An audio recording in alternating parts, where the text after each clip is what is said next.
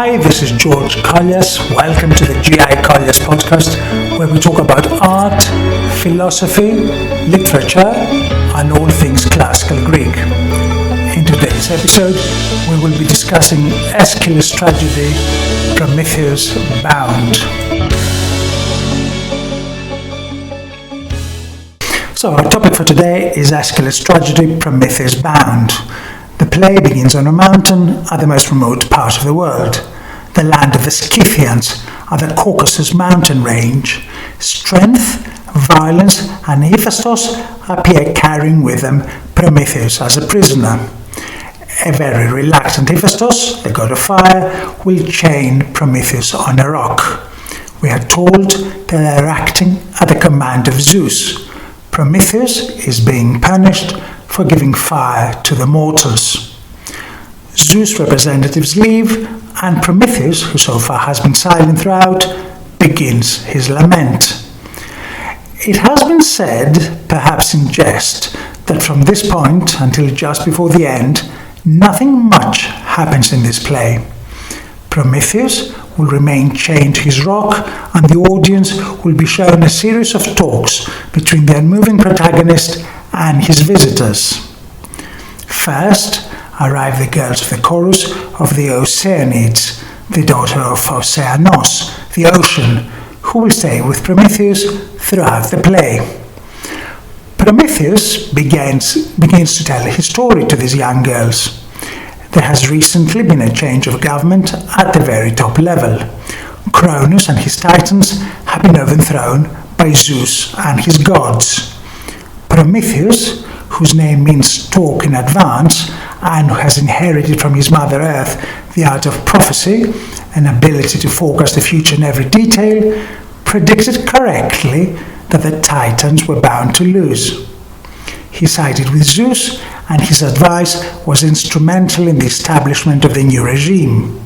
However, when Zeus started dividing up roles, powers, and responsibilities, his original intention was to wipe humans out and replace them with a new species. Only Prometheus stood against him and prevented this from happening. Furthermore, before Prometheus, humans were able to predict the time of their death. Prometheus cured them of this predicament and gave them blind hopes instead. And the idea here must be that if people know exactly when and how they're going to die, the motivation is low. It seems that the fact that our lives are open-ended gives us the strength to carry on. And, as already mentioned in the first scene of the play by his tormentors, he also gave humans the gift of fire. For all this, Prometheus incurred Zeus' enmity and will now be punished for thousands of years. Prometheus' account is here interrupted by the arrival of the father of the girls, Oceanos himself. He has come to offer his services. He is willing to go to Zeus and interject on Prometheus' behalf. Prometheus thanks him, but shows him that he would only be wasting his time. He is not willing to budge an inch, and he expects that neither will be Zeus. Oceanos had better avoid doing anything that might turn the father of the gods against him as well. A dejected and unsuccessful Oceanos returns home.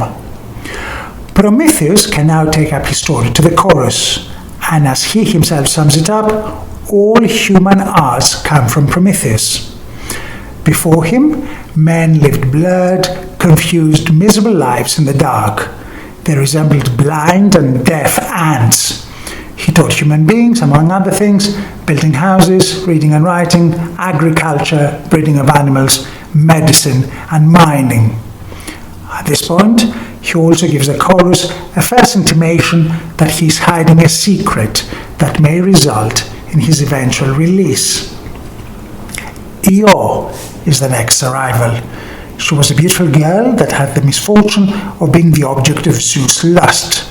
Her father kicked her out of the house, she was transformed into a cow, and the jealous Hera, Zeus' wife, also sent a gadfly to torment her. Chased by the fly, she had been traveling all over the world in this mad state. Prometheus predicts considerable further suffering for her.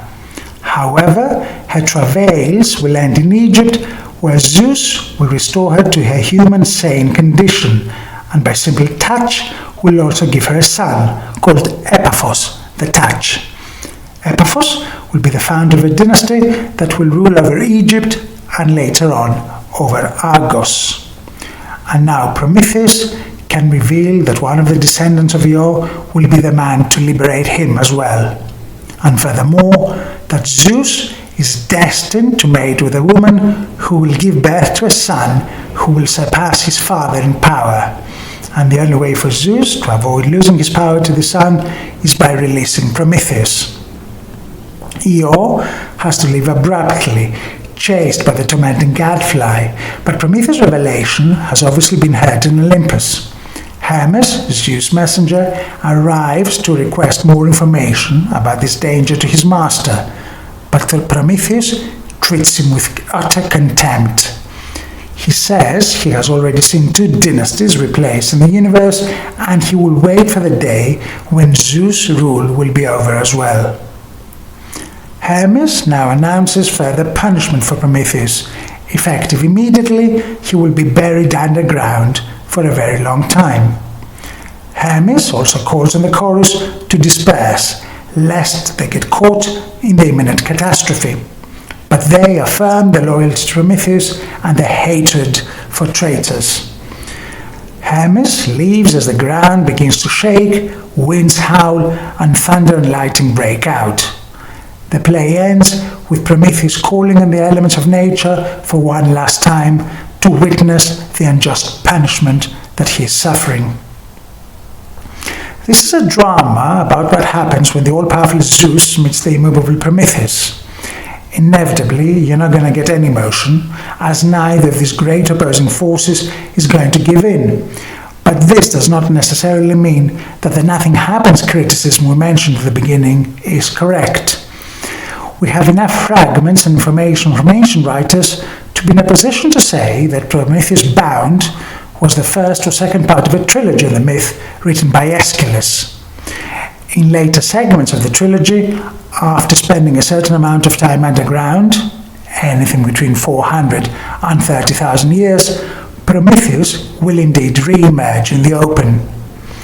As per Hermes' prophecy, his torment will be a daily visitation from Zeus' eagle, who will be nibbling on his liver. The great Prometheus, who boasts in our play that nothing bad can happen to him as he is immortal, will now find himself wishing to die. The hero Heracles, a descendant of Io indeed, will come to kill the eagle. Subsequently, Zeus and Prometheus will reach an understanding whereby they trade the secret for his freedom. The intermediary for this transaction may be Heracles himself or possibly Earth, Prometheus' mother. The woman who is destined to have a son greater than his father is Thetis. Zeus, after the revelation of Prometheus' secret, will resist the temptation to mate with her and will marry her off to Peleus, a mortal. The son is of course Achilles, the greatest hero of his time. We know that there were annual torch races held in Athens in memory of Prometheus, so on the model of Aeschylus' Eumenides, where the cult of the Eumenides is instituted in Athens at the end of the play, it has been suggested that at the end of this trilogy as well, there would have been a similar description of the introduction of the Prometheus cult to the city. However, we do not need to resort to speculations about the lost part of the trilogy in order to answer the criticism that our play is static. Sure, Prometheus is firm and unshakable in his convictions throughout. However, at the end of the play, he has revealed to us his possession of a powerful secret, and notice the speed with which Hermes comes down in response to this news, and he has also revealed the identity, or at least the family, of the person who will deliver him from his torments. There is now hope and a map of action, remote in time as it may be. Even more noteworthy, however, is the transformation of the chorus. They start off as timid, secluded maidens who who were startled by the noise of Hephaestus banging and had to ask special permission from the father to leave their residence. They are sympathetic to Prometheus, however initially they stress the need to be obedient to the gods and advise caution and moderation. This episode, though, contributes to a renewed admiration and appreciation of Prometheus and his deeds. First, there's the account of his contributions to mankind and how he managed to stave off its complete annihilation. The contrast between Prometheus and the father follows, who represents the vast majority of people who are always more than happy to accommodate themselves to the commands of those in power. Then they get to see Io, a girl not unlike themselves, who is suffering simply because she had the misfortune of attracting the attention of Zeus and getting caught in the middle of conjugal strife between the king and the queen of Olympus. By the end of the play, when the bullying lackey Hermes comes to demand Prometheus' total capitulation and submission, the chorus have been won over by the suffering god to such an extent that they are willing to stick around for the massive earthquake and landfall, rather than abandon him. It is to Aeschylus' credit that the reaction of the audience follows a similar course. And I say this not only because we can assume that conservatism, obedience to the gods, and avoidance of risk are the default position for all people throughout the ages, but also because, as far as we can tell, before this play, Prometheus was somewhat of a comic figure, a trickster, a rascal in Greek mythology. After all, he was a thief, and thieves aren't famous for their upright characters. Within the 1,000 or so lines of the Prometheus Bound, though, the great tragedian has created a universal and timeless symbol of opposition to tyranny, an inspiration to both artists and political activists through the ages. Io's section now contains a very long and detailed description of her travels, both future and past, including information on the geography and the populations of the regions she's going to visit. There are similar examples in other plays by Aeschylus, such as the famous relay of the torch signals for the fall of Troy at the very beginning of the Agamemnon. And here we need to remember the educational role of tragedy, especially in the first half of the 5th century, when literacy and the availability of books were still very limited. In fact, the Prometheus Bound was almost certainly presented before the publications of Herodotus' history, which not only was the first work of history ever, but also a font of information on the geography, the people, and the customs of all parts of the known world. We can therefore imagine that the Athenian audience appreciated such exotic accounts and descriptions of remote places and barbarian inhabitants for their own sake, over and above the contribution to such descriptions to the plot or the mythological background of the story. In fact, reading Prometheus' prolonged and eloquent lamentations on his fate and his unjust punishment suggests to us another aesthetic preference of the Athenian audience.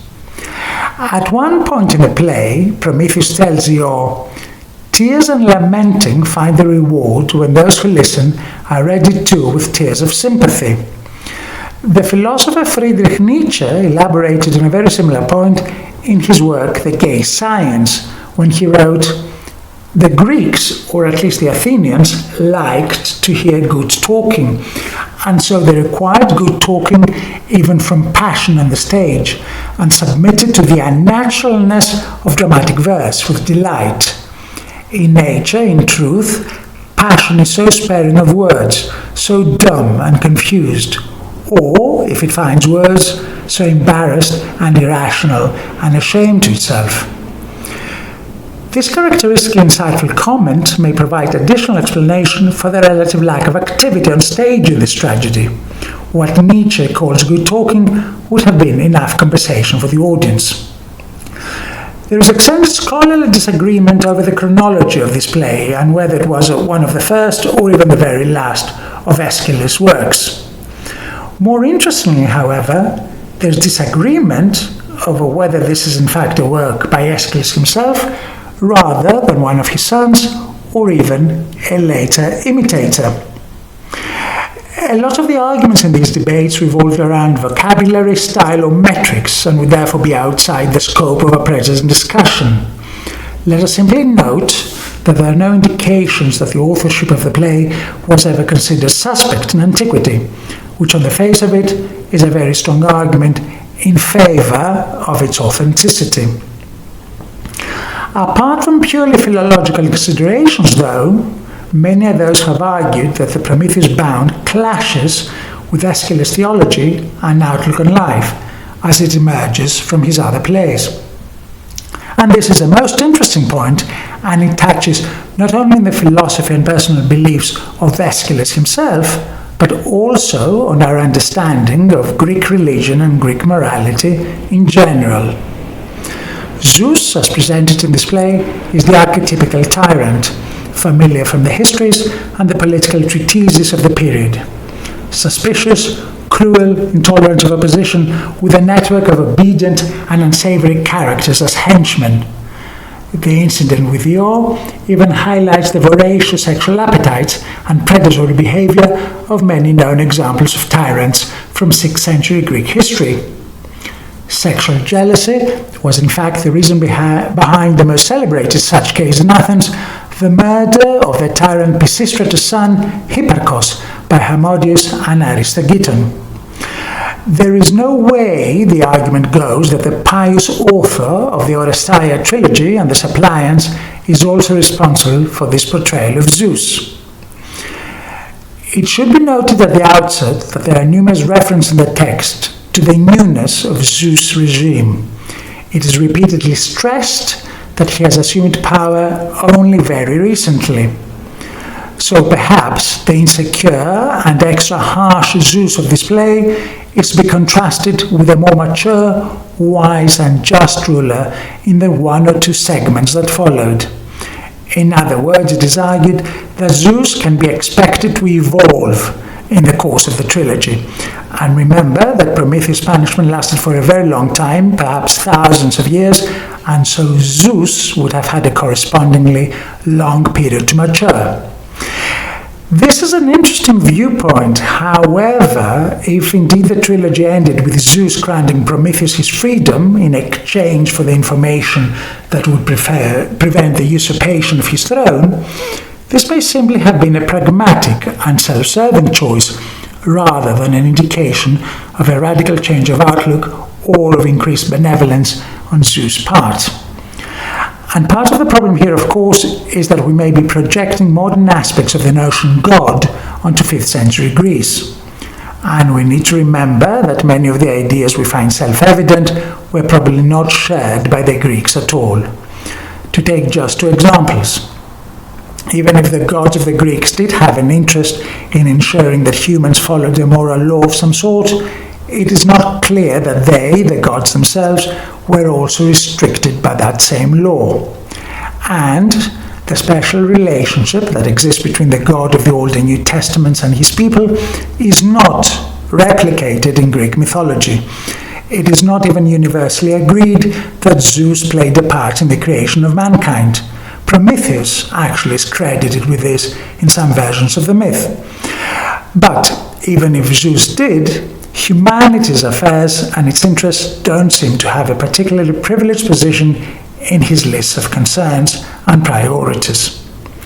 In fact, one could argue that Plato violently objected to the way the poets told the stories of the gods exactly because the Prometheus Bound is typical of such narratives and not an aberration of some sort.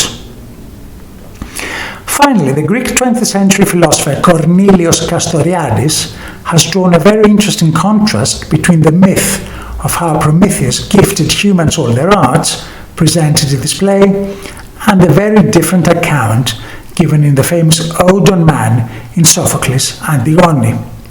Sophocles describes man as the most wonderful of wonders. He presents a list of technical and cultural innovations, but he also makes it clear that man has taught himself all these things.